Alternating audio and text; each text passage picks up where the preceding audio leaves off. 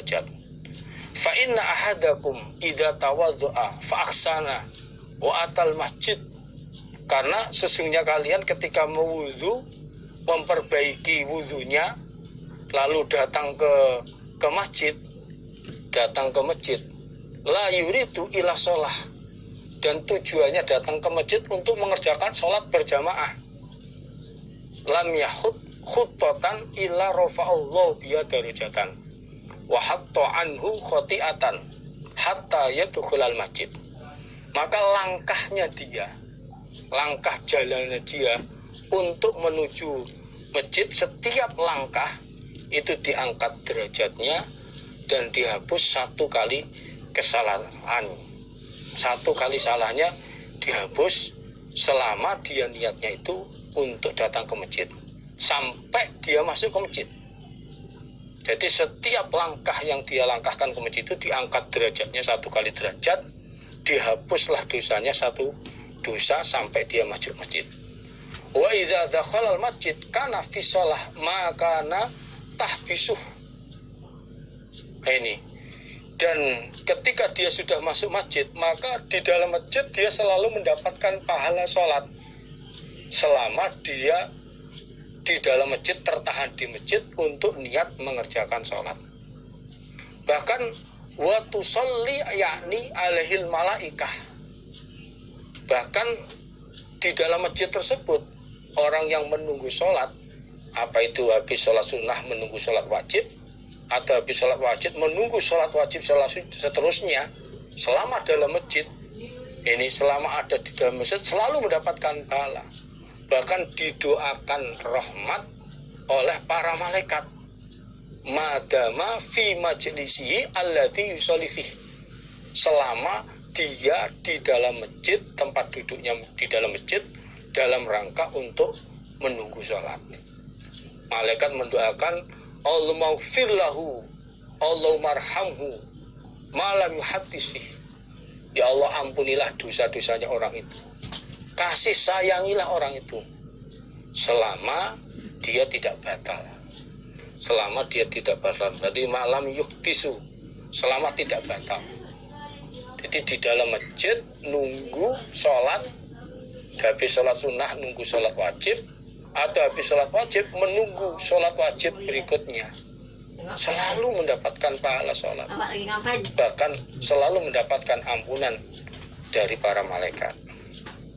Maka mari kita usaha, kita tertibkan sholat kita berjamaah di dalam masjid. Kalau punya rezeki banyak, syukur-syukur bisa haji atau umroh, sehingga bisa mengerjakan sholat di Masjidil Haram dan juga bisa beribadah sholat di Masjid Nabawi. Hadasana Abu Bakar bin Abi Saibah, hadasana Abu Usamah an Abdul Hamid ibni Ja'far, hadasana Abul Abrad maula bani Khatamah annahu sami'a Usad ibnu Zuhair al-Ansari. Wakana, dan ada siapa Usad, iku min ashabi Nabi, termasuk sahabatnya Nabi Sallallahu Alaihi Wasallam. Yuhadisu, bercerita siapa Usad, ani Nabi, dari Nabi Sallallahu Alaihi Wasallam. Anau, sesungguhnya Nabi, iku kola, bersabda siapa Nabi, sholatun, satu kali sholat, entah itu sholat sunnah maupun sholat wajib, fi masjid Kubain, di dalam masjid Kuba, iku ka umrotin, sebagaimana umroh. Nabi bersabda, mengerjakan satu kali sholat sunnah maupun wajib di dalam masjid Kuba, masjid pertama kali dibangun ketika Nabi hijrah ke Madinah, masjid Kuba, itu pahalanya sebagaimana mengerjakan umroh. Itu pahalanya. Ini bisa datang ke Masjid Kuba, Masjid Nabawi, ini Masjidil Haram. Nah, ini luar biasa. Semoga Allah paring kita diqadar mendapatkan rezeki sehingga bisa haji, bisa umroh, bisa mendatangi masjid-masjid yang diterangkan oleh Rasulullah Shallallahu Alaihi Wasallam. Bisa Masjid Nabawi, Masjid Kuba, dan Masjidil Haram. Hadatsana Muhammad ibnu Husain al-Asnani al-Kufi. Hadatsana Abbad ibnu Yaqub al-Asadi. Hadatsana Muhammad ibnu Fuzail al-Mutarif ibni Tarif. Anil Minhal ibni Amr.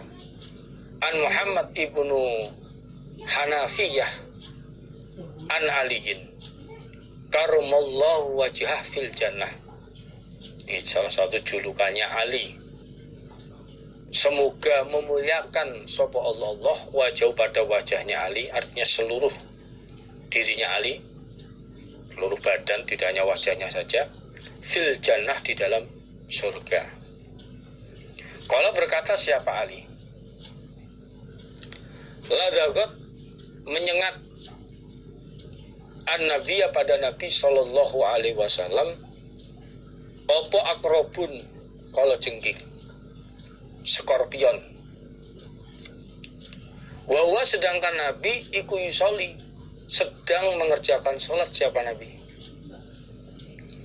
Jadi Ali bercerita ada hewan kala jengking skorpion menyengat Nabi di waktu Nabi sedang mengerjakan sholat. Falama farogo, maka ketika telah selesai siapa Nabi, selesai dari mengerjakan sholatnya, kola bersabda siapa Nabi, la'ana, semoga melaknati sapa Allah al-akroba pada kalajengking, pada skorpion. La tada'u, tidak meninggalkan apa kalajengking, tidak meninggalkan apa kalajengking, musollian pada orang yang sholat, atau musollian sebagai isim makan, tempat sholat, wala dan tidak wairahu, selainnya tempat sholat atau selainnya orang yang sholat. Ketika Rasulullah Shallallahu Alaihi Wasallam, Nabi sudah selesai dalam mengerjakan sholat, maka Nabi berdoa, semoga Allah melaknati hewan kalajengking itu. Semoga Allah melaknatinya kalajengking, melaknati kalajengking.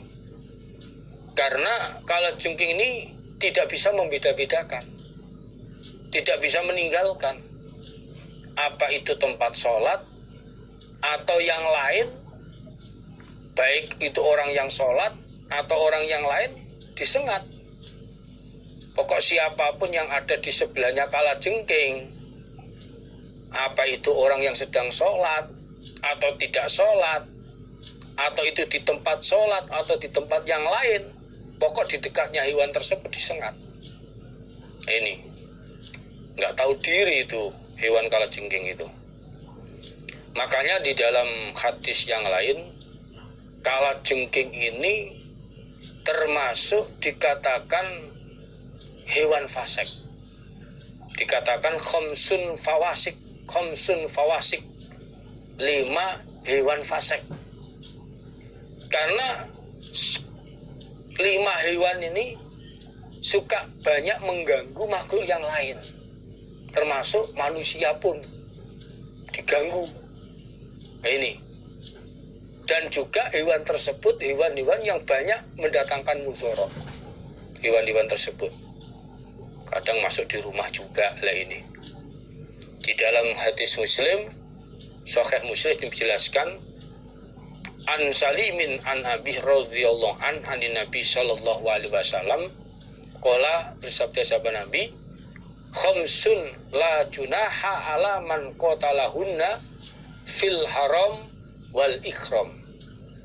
Ada 5 hewan yang tidak dosa bagi orang yang membunuh terhadap 5 hewan itu, walaupun berada di tanah haram dan bahkan dalam keadaan ikhram, baik haji maupun umroh, boleh membunuh 5 macam hewan yang saya tadi dikatakan termasuk 5 hewan fasik. Itu yang pertama al-fa'ratu, tikus. Ini yang suka membuat kerusakan, ini tikus. Kemudian yang kedua wal akrob, kalajengking. Wal gurab, gagak. Kalau hadis yang lain adalah bukan gurab tapi haya. Wal hayatu, ular. Wal khiddatu, burung elang dan sebangsanya, burung elang. Dan yang kelima wal kalbul akur, anjing yang melukai. Ini dikategorikan 5 hewan fawasik, hewan fasik, hewan yang diperbolehkan dibunuh di tempat manapun. Bahkan walaupun berada di tanah haram, bahkan walaupun dalam keadaan berbaju ikhram, niat untuk haji maupun umroh, boleh membunuh 5 hewan ini. Karena banyak melakukan kerusakan. Ini tidak hanya sekedar kepada makhluk yang lain, manusia pun juga diganggu. Ini dengan 5 hewan tersebut, termasuk ular. Ini sampai Nabi juga dalam hadis yang lain hati-hati terhadap ular yang warnanya bermacam-macam, ular beluntang apa itu. Ini harus hati-hati karena bisanya juga luar biasa. Bisa membutakan mata ketika nyemprotkan bisanya itu. Ini. Sumada'a, kemudian minta siapa Nabi bimain dengan air. Wa milhin, dan garam. Minta air yang dicampur dengan garam. Wa ja'ala, dan berbuat siapa Nabi yamsaku, mengusap siapa Nabi alaiha, atas bekasnya sengatan kalajengking tadi. Ini wa yaqra'u, dan membaca siapa Nabi ikul ya ayyuhal kafirun, dengan surat al-kafirun, wa qul a'udzu birabbil falaq, dan surat al-falaq, wa qul a'udzu birabbin nas, dan surat an-nas. Jadi setelah itu kemudian Nabi minta air yang dicampur dengan garam. Lalu air yang dicampur dengan garam itu diusapkan ke tempat sengatannya kalajengking tersebut. Diusapkan di tempat sengatannya kalajengking tersebut. Sebelumnya air yang dicampur garam itu dibacakan surat Kafirun, surat Al-Falaq, dan surat An-Nas. Jadi prakteknya air dicampur dengan garam, lalu dibacakan surat Al-Kafirun, surat Falaq, dan An-Nas. Setelah itu diusapkan di tempat kena sengatan kalajengking. Ya termasuk kena sengatan yang lain, ular dan lain sebagainya. Nah, termasuk garam itu dalam hadis yang lain termasuk bisa menjadikan obat segala penyakit. Nah, ini. Hadatsana Ahmad ibnu Musayyab ibnu Tu'mah Al-Halbiyu bercerita kepada kami Imam Tabrani sapa Ahmad ibnu Musayyab ibnu Tu'mah Al-Halbiyu. Hadatsana Abu Khusaimah, nama aslinya Mus'ab ibnu Sa'idin. Hadatsana Musa ibnu A'yan an Laith ibnu Abi Sulaim an Tawus an Ibnu Abbas. Qala, berkata siapa Ibnu Abbas? Qala, bersabda sapa Rasulullah sallallahu alaihi wasallam, idza qoma, ketika berdiri, sapa ahadukum, salah satu kalian, fis sholati, di dalam sholat, saat mengerjakan sholat, fala yaghmid, maka jangan memejamkan siapa ahad ainaihi, pada kedua matanya ahad. Rasulullah Shallallahu Alaihi Wasallam beliau bersabda, ketika salah satu kalian berdiri di dalam sholat, berdiri dalam mengerjakan sholat, maka kalian jangan memejamkan kedua matanya. Jadi ketika sholat jangan memejamkan kedua matanya, walaupun niatnya menurut pribadinya dia biar tambah khusyuk,